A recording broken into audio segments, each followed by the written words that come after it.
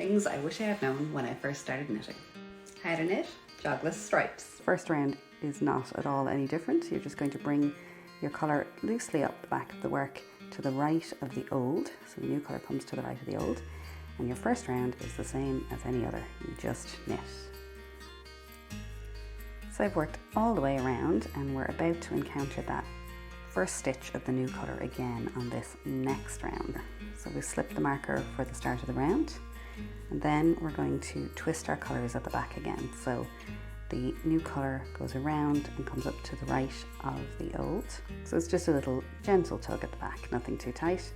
And when we meet this first stitch on the second round, we're only going to slip it purlwise. You keep your yarn in the back. The only action is, I'll do it again, is that we are slipping it purlwise. And that's it really. From then on, anytime you're changing over a colour, you knit the first round as normal, and when you meet the first stitch of that new colour again on the second round, you slip it purlwise. Do you think you'll give this a go, or do jogs and your stripes not bother you? Let us know in the comments below.